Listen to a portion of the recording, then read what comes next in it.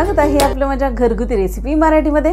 तर आज आपण मुगाचा मस्त हेल्दी असा 10 मिनिटात बनणारा डोसा बनवणार आहे।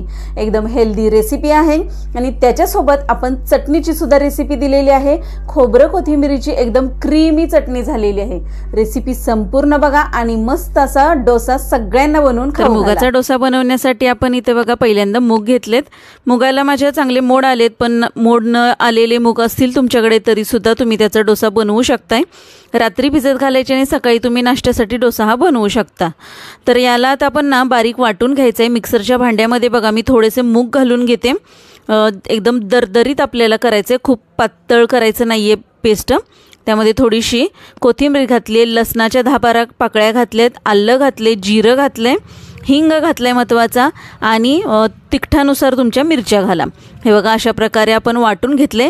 हाताला एकदम मऊ लागलं पाहिजे आणि दिसताना ना असं दरदरीत दिसलं पाहिजे। अशा प्रकारचं पीठ आपल्याला बारीक वाटून घ्यायचं आहे। खूप जास्त पाणी नाही घालायचं आहे बघा, अगदी मी अर्धी वाटी पाणी या सगळ्याला लागलं असेल। आता हे सगळं पीठ मी बारीक वाटून घेतले। आता मिक्स करून घेते। यामध्ये आपण ना थोडंसं मीठ सुद्धा चवीनुसार घालून घ्यायचं आहे। एकदम छान टेस्ट आपल्या ह्या मुगांच्या डोशांना लागते। त्यामुळे हा नाश्ता तुम्ही एकदा नक्की जरूर ट्राय करून बघा। मुलांना सुद्धा काय मोठ्यांना पण आवडेल हा नाश्ता आणि एकदम पौष्टिक असतो। इतर बाकीच्या नाश्त्यापेक्षा हा नाश्ता कधीही छान आणि पौष्टिक मुलांसाठी।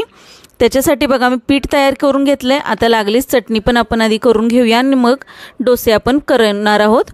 इथं ओलं खोबरं, आलं, मिरची, लसूण आणि थोडासा लिंबू पिळलाय, त्याच्यामध्ये अर्धा लिंबू पिळलाय आणि कोथिंबीर घातली थोडीशी।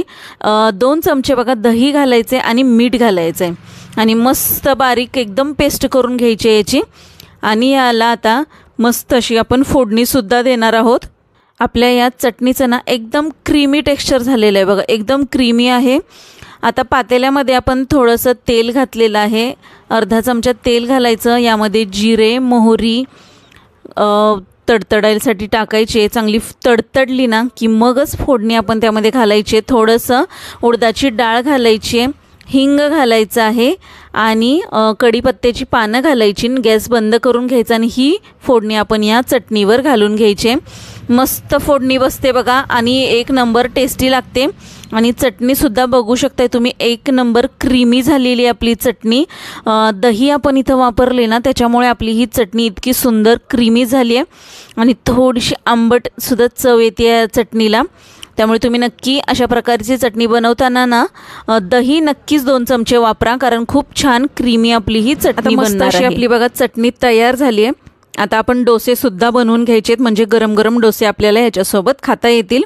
एक नंबर अशी आपली ही चटणी आता तयार झाली, क्रीमी टेक्स्चर आहे। तुम्ही जरूर अशा प्रकारची चटणी नक्की ट्राय करून बघा। आता आपण तवा गरम करण्यासाठी ठेवलाय, त्याला थोडं ऑइलिंग करून घ्यायचं आणि मग आपण डोसे करायचे। अजिबात पीठ गोळा होत नाही, काही नाही, एक नंबर असा व्यवस्थित आपल्याला डोसा बनवता येतो। तुम्ही असा डोसा नेहमी बनवाल, इतका सुंदर आणि छान डोसा बनतो सुद्धा आणि टेस्टी सुद्धा लागतो। अजिबात मी बघा पळी उचललेली नाहीये, एक नंबर असं व्यवस्थित हे बॅटर झाले आणि मस्तपैकी डोसा बनवता सुद्धा येतोय। अजिबात फाटत नाही, चिकटत नाही, काही नाही। वरून थोडंसं तेल घातलं।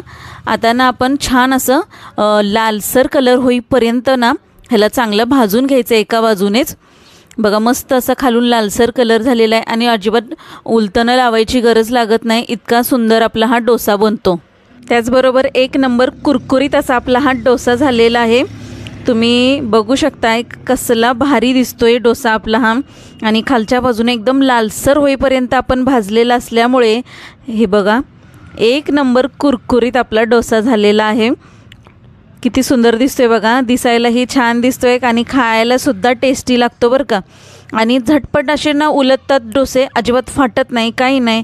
अगदी 10 मिनिटात तुम्ही नाश्ता बनवून तयार होताय। जी डोशाची रेसिपी तुम्हाला कशी वाटली मला एकदा नक्की कमेंट करून सांगा आणि व्हिडिओला लाईक, शेअर, सबस्क्राईब करायला अजिबात विसरू नका।